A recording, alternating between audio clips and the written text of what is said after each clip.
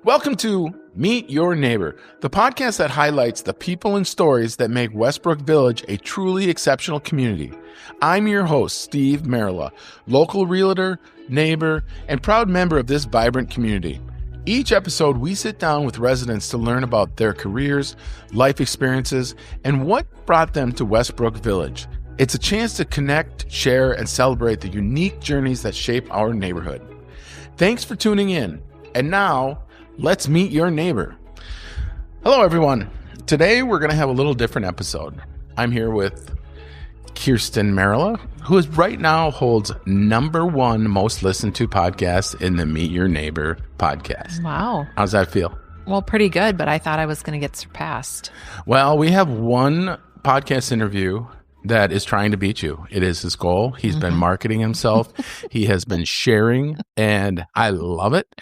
And that would be Kirk Hanrahan. He deserves to beat me. He's really promoting himself. Well, and he's got I really enjoyed his interview. He was good. Yeah. So nice to listen to. Good story. Right. Loved it. Yep.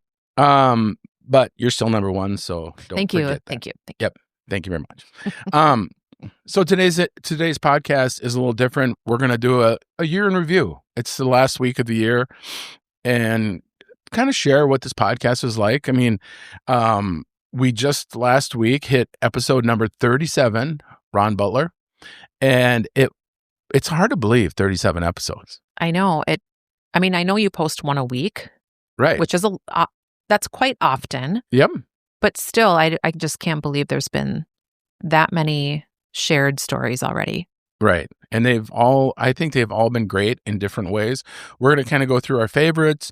We're going to start with the start of the podcast. Why did I do the podcast? And we're going to go back a year prior to 2025, which would be 2024. April 8th of 2024, I was looking for the next phase of my life and what I wanted to do. Kjersten's worked the same corporate job for about 20 years. I've had multiple businesses, and I really enjoy business, and I had been consulting for a couple of years and not enjoying it.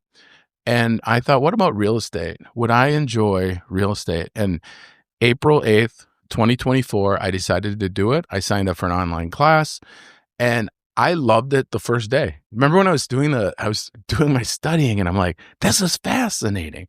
The fiduciary responsibility, how to service customers, how to, the laws. You can hear it right now. I get excited about it. I love it. And so I went through and did it. And you were a good student. I have never seen you so excited to study. You like to learn. I don't know that you necessarily like to study and read through a bunch of stuff and then get tested on it. That's not really your forte, but you did it, and you did a great job, and I think you enjoyed the whole process. I did. There wasn't anything I did not enjoy. I passed my test in the first try. I started in April. I was licensed in June, which you're not really licensed because you're not licensed as a realtor until you sign with a broker. So later in the fall, I signed with a broker and got my first customer. Yep. I listed a home, Jeff and Lisa Hone. It was awesome. It really took a chance on me. I think it's the most expensive house sold in the last year in this Westbrook Village. They did a beautiful job remodeling this Monterey. It was awesome. I helped, I think, 4 other buyers find homes in Westbrook and other places. Obviously, I have one over in Scottsdale and one over in Sun City. 2 in here, and sold another home in here. It was awesome. And the whole way through, it was easy because it wasn't about, you're not selling anything. You're just giving the best possible service you can give. You're doing your best negotiating on your client's behalf. When you're helping people with the next chapter of their lives. And if I may, I'd like to speak particularly about the Minnesota clients that bought over towards Scottsdale. We were just over there yesterday, and they had their whole family down. And that was what you were so excited to see. When they bought that house, you said, Dave, I want to come back over when all the kids are out. I want to see the grandkids swimming in that pool. And that's what we did. And I felt like your heart was so full in seeing that family of, I think, 10 people total in the house, enjoying the house, kids running around, kids swimming, people sitting at the bar, people sitting on the lounge chairs outside. It was just, that's why they bought that house. And you helped them. And you have, I think, seen that now come full circle. Yeah. And I get caught up in the emotional, the emotional story of what they're doing. Yeah. Same with Marty and Andrea here, Jeff and Jill, the Holmes, Nikki and her family. They tell you what they want and what they envision, and then they get home and they live in it and they get to do it. So it was great to see, and it was fun to see you, like you said, you get emotional, and the joy just kind of came out yesterday of, it was awesome.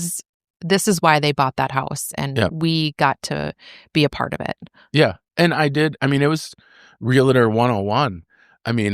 They were on cruises. I was looking at homes for them. We were doing FaceTiming. They live in Minnesota. Fun. Yeah. I'm not a realtor, and I've had so much fun looking at these houses. It has. But back to the podcast. Yes. Sorry. So April 8th, I launched my trailer 1 year from the day I started my online classes. And when I did that, I thought it'd be cute and significant. And why did I do it? Why did I start this podcast? Well, I started because Kjersten and I had a business together called Her Spirit Vodka. And I got so much joy out of interviewing women entrepreneurs. Now, our vodka was called Her, and we gave a portion of our profits back to women entrepreneurs. And so I thought, what better way to promote women entrepreneurs than give them a platform? And it was a blast. And it's easy to interview people for me. I like listening. I've always been told you have one mouth and two ears. So you are a great listener. I live by that. And I'm interested. It's a good creative outlet for you too. I think you enjoy not just the interview, but then the work that it takes afterwards to get a podcast posted. And you just kind of enjoy the whole process. So it is fun. I think it's a great thing for you. Great outlet, great way to connect with people. Okay, enough about me. Come on. I'm being honest. We did start on April 8th. We've done 37 episodes, and it's been great. My first episode, I have to say, we know the whys. I wanted to get my name out there as a realtor, but it became, right from the beginning, it became different. It was like the feedback from people loving the stories. Even so I started with David Sterling because him and I would always talk in the pool. I always said I was going to do a podcast. We were going to do something funny. And doing a podcast seems easy, but you have to be motivated to do it every day or once a week. It's a lot of work. It would be fun for 2 weeks, but it is. So being connected to my business helps me be motivated, and it gets my name out there. But I've gotten so much feedback from the interviews. That has been great. So can I ask you a question? Oh, sure. Has there been an episode that really stayed with you after it ended? Yes. A couple of them. Well, a couple, I won't mention the podcast, but one podcast in particular, I don't go back and listen to these because I don't like my voice. I'm sorry. You guys have to put up with it. But I had someone I interviewed, and I thought they were a little nervous, and I'm like, well, I don't know if it's gonna be good, but it's a story. Yeah. And that's the main thing. It's not how good you talk, it's just getting it out there, right? And I got a call the day after it aired. Typically they air 3 to 6 weeks later. And he was so grateful that he had that his podcast was out there. It was his story. A lot of people in this neighborhood are in their 80s and they're getting older, and it's been a long time since they really talked about themselves. And I was really touched by that.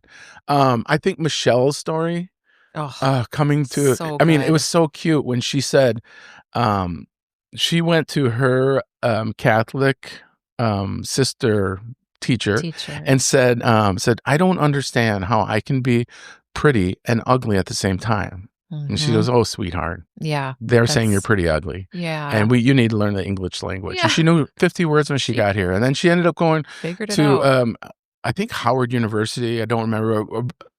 Incredible story. She had an incredible life, and for coming here the way she did, I thought that was amazing. And then you have people like Cheryl, who I didn't want to. She didn't want to talk about her career. Yep. She was in HR for 30 years with Discovery, and I thought, oh, great, we're going to have some great stories. Yeah. And she didn't want to talk about it, but then she started talking about what she's doing now, and it's kind of, I relate it back to real estate.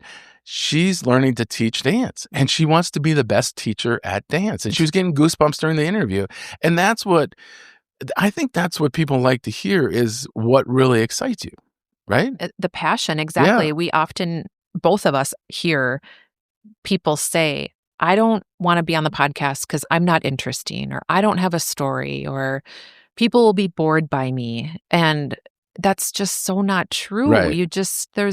Everybody has a story, right? I don't think people realize how interesting they are. Oh, Would yeah. you agree with that? Oh, absolutely.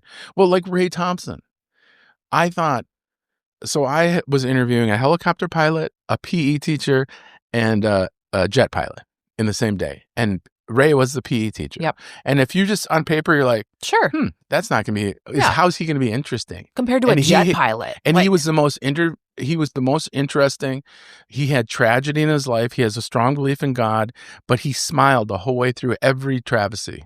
So that's so funny that you say that, because I have heard that when you smile when you talk, people hear it.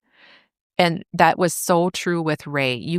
I smiled the whole way through that podcast because you could just tell he was smiling, even through the tragedy, even through the loss, the changes in his life. He was so joyful and gracious throughout the whole conversation, and you felt it. And right.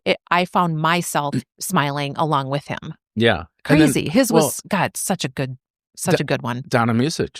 I mean, the career Here we go. We're going down the rabbit hole. The career she had. I know. I mean, it was incredible. And at what 91, she's still doing at 91. 91 years old, and still that passionate about a career that she started when she, is it 20s? 18? Oh, right. She was young in the fashion industry. And then she got another job at 80. I mean. Yeah, started a new job at 80. Right. Just an outstanding story. Yeah, it's been great. It's been great stories. And I'm so impressed with the people that listen, even though I think a lot of people that listen should probably be on the show. I mean, they need to share their stories. That's just so true, Steve. And I was just thinking how often, like going back to what I said, a lot of people think they're boring or not interesting. And what do you say to those people to encourage them to, no, come on the podcast, share your story. You might meet someone new, or someone's going to be interested in what you have to say and maybe reach out to you because there's a like-minded connection. Or I'm from that part of Illinois too. And where did you grow up? Yeah. When people say they don't have a story, Rick Spurrier said he didn't have a story. He goes, I don't have a story. And I told him the example of Cheryl with the goosebumps. Mm-hmm. And I said, that's interesting. That's a story. You were in sales for your life. Right. You got to have a story. Right. Just sit down and think about what excites you, and what, even if it was, I mean, I found it very, very fascinating. A full bird colonel, Ed Shriver. Yeah. And so when you come to interview with me, I will say, is there something specific you want to talk about? How far back do you want to go in your life? Some people only want to go back to, the end of their career and moving forward. And I love to hear where people are from and how they grew up. He goes, well, I want to make sure I get my 1,000 points. I was the first person at my school to score 1,000 points. And that was important to him. Yeah. And just think, at a full bird colonel, everything he did with his career, he's 80 some years old. Yeah. And he's still living that high school life. And that was important to him. And I mean, I think he's about 5'8", 5'7", to score, to be a basketball player for one. Right. And two, and I think is he still a record holder at his school? No. Do we know? Well, he was the first one to make it to 1,000. First one to make it to 1,000 points in basketball. Yeah, in his high school career. Okay. And I asked, I didn't think, but he jumped on me right away. This is how sharp people are in here. I said, well, were you a shooting guard? He goes, what do you think? Right. I'm like, okay, sorry. My bad. So, yeah. Yeah, it's been a really fun experience. Well, I think that this podcast has really reminded us both that everyone has a story. You just have to take the time to ask. And I think that's why you do so well with it, is you truly want to hear people's stories. You're interested in what people have to say. And I think a lot of us are. Yeah. Like, I want to know. I've probably only personally known maybe 75% of the people who have been on the podcast. There's been quite a several who I don't know the people, but I'm so curious in what their story is and who is this person and what brought them to Westbrook. That is probably one of my favorite questions. I know you typically end the podcast episode with that question of what brought you to Westbrook. And that's always fascinating to me. A family member, they stumbled upon it. They were driving by, thought it was pretty. Like, you've heard all sorts of different answers on that one. And I'm fascinated by that. Yeah. I did an interview today that I felt like they took it a little for granted on how great this neighborhood is. And not in a bad way, but they came here in a way where they had kind of met their first wife had passed away, met their second wife in Colorado, and then came here, and she kind of chose the place. I don't think he knows how lucky he is that he landed here. Because I think for me, I'm so grateful that we came to this neighborhood. I think you can travel around to different neighborhoods and it just doesn't feel like home. I know we've talked about, if you could live anywhere, would you want to live in Cave Creek and a beautiful pool and overlooking the mountains? But you wouldn't have Bill Peterson next door. Right. You wouldn't have Bill and Sherry. You don't have the family that I think you really create a family. You definitely do. And a lot of people who live here don't have family close by. We are very fortunate to have my parents here for 4 months out of the year. But when they're not here, we're all alone. And I think a lot of people are. And I think it is so important that you do develop such close friendships that you feel like it's family and you can depend on those people. If something happens, you can share your joys with them. You can join clubs with them and play cards and play pickleball. And you see these people a lot and they do become like family for sure. Oh, absolutely. I love that about this community, especially being far away from family at times. It's very important to have that feeling of comfort. So I don't know where we are for time, but I know you like to keep a pretty good schedule here. We got time. What do you got? Well, I have a question. We did have one kind of a funny question that we'll save for the end. But okay. So talking a lot about where the podcast started, what it is now, I have that question in my mind of where do you see yourself in 5 years? But where do you see the podcast in even a year, 6 months, a year? I think the podcast is you keep doing it? I think absolutely. Yeah. I think it's a community service. And the one thing I would say about where I see this podcast is I think it could be a tool for realtors across the country. And I will tell you, I was inspired by Lynette. Is it Lynette Jones? Mm-hmm. Lynette stopped me when I was walking and she said, "Steve, I love your podcast. I wish I had one in my neighborhood in Washington State." And it made me think. I think this is something that could be, and whether it's a sales tool or just a podcast that brings community together. Brings community together. Because I think there's always someone like me in a neighborhood. Mm-hmm. Like there's always a character, someone that would like to talk to people.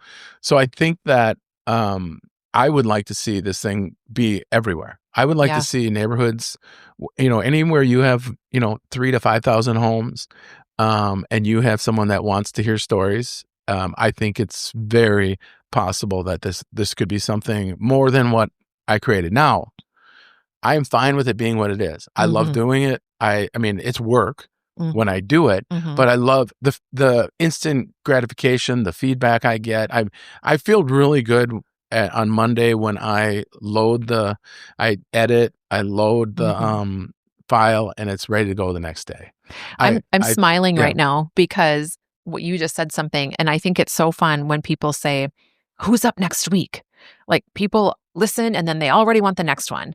Yep. Which is really fun for me to kind of see, or people will come up to me and say, gosh, I listened to Donna's podcast and I never knew that about her. It's so fun. The never know factor. I never knew that. Yeah. And I go back to that number that you said. I think you said there's been 37 podcasts so far.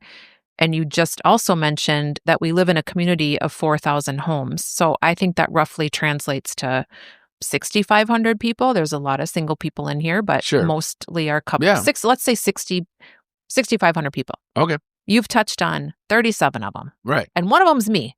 Yeah. So think of the pool of people that are out there. And I think you've kind of picked from our sphere of friendships or groups, but I really hope that someone listens to this who we don't know and reaches out and says, I want to be on the podcast. How do you touch those other, 6,500 people that we don't know about that have stories? Right. One thing I struggle with is because it's awkward to ask someone to do the podcast. Yeah. And it's hard for me to, now I'm getting to the point where when I didn't ask somebody I know closely, they're like, well, why am I number 38? I'm like, hold on a second. I know. It's I just don't have an answer for that because I want everybody's everybody. Stories. Right. I want all 4,000. You're not picking and choosing on the podcast. Exactly. Yeah. So it kind of started as that, like, oh, I know this person and I bet they would do it. I'm going to ask David. I'm going to ask Ed. I'm going to start with kind of my friends. Yeah. People I thought would do it as a favor. Exactly. Because it was a favor. And now it's like, all right, I want to see that number next time we talk. Right. I want it to be hundreds. Yeah. 1,000. Well, it takes one. I mean, it's not 52 a year, honey. I know we're not going to get there overnight. 50 but interviews, so yeah. I would love to hear and tell me your thoughts on this. I think it'd be fun to hear from an original homeowner. Oh, absolutely. In Westbrook. Somebody who's been here since, I'd love to. I know in phase 2, it would be the early 90s, phase 1 even earlier. Somebody who's been here from day one. And what did the parties used to look like in the ballrooms? And what did you guys do for fun back then? Because there weren't the 37 clubs that there are now, right. I don't think. What brought you to Westbrook? Those same kind of questions, but right. from someone who's really been here. Yeah. A long time. I think that'd be so interesting. So if you're out there, contact Steve. Yeah. I know you're out there. Well, let's wrap this up. Okay. Sound good? If you're listening to this podcast, go on our Facebook, Meet Your Neighbor Facebook group page and watch us there and help us grow this by telling people about the podcast. Mm-hmm. Tell people what's happening, and if you have your story, try and beat Kirk. You'll probably never beat Kjersten. You can keep trying, Kirk. But yeah, I think nominate someone. And if you don't want to share your own story, nominate someone else. Yeah, and we're going into the new year, so I think you have to be grateful. And I'm grateful I live here. I'm grateful I have a wonderful wife. I'm grateful for real estate. I love helping people. I can't wait. Mm-hmm. I know you do. I mean, it's one of those things. It's like, wives are more concerned about the money, or at least in our relationship. But I'm like, the money will come. But what's fun is for me is how many people can I help this year? Well, you're truly compassionate about it, and not to beat a dead horse here, but it's when you see somebody pass away in the neighborhood, and Steve, your brain kind of goes to, gosh, I wonder if they need help or have any questions about selling their home or about the neighborhood. You aren't like, oh, somebody died, I'm on it. Yeah, it's such a sensitive. It's so hard to approach someone like that, and you honestly don't even want to. No, but your heart is in the right place, and that's I just feel bad for him. I mean, Patrick just passed away down across the fairway from us, and I was like, God, I missed the opportunity to talk to him more. And to learn. I learned about his son, and he had a car collection. I wanted to go meet his son. There's so much things I didn't do. I don't think about selling his house. I know. I don't. To me, they have enough pressure from whatever their life is. Well, that's why I think you're going to do great at this. Well, I do believe I'm very sincere when I say I have a servant's heart. I enjoy helping people, and I get more out of it than I ever put into it. So, I think is that about it? I think so. I don't know what we're at for time, but let's not bore everybody. No. Maybe they'll want us back if we stop talking. Yes, maybe leave them wanting more. So if we missed something, we missed it. But thank you for doing it. Well, thank you. This is my second time chatting with you on Meet Your Neighbor podcast. Yeah, so it's kind of weird for including me. We get to the end of the day of our work, and I said, "Oh no, now let's do our podcast." No, it's fun. Yeah. I like it. All right, thank you. Thanks, everybody. Bye. Bye. Thanks again for tuning into the Meet Your Neighbor podcast. Real estate is how I'm able to support this show and give back to our community. If you or someone you know is thinking about buying or selling a home in Arizona, I'd love to help. I also offer a free real estate review, basically a health checkup for your home's value and market position. You can call or text me anytime at 651-295-6830. Again, that's 651-295-6830. I'd be honored to help you or your neighbors with the next chapter of your real estate journey. And thanks again for listening, and be sure to keep connecting.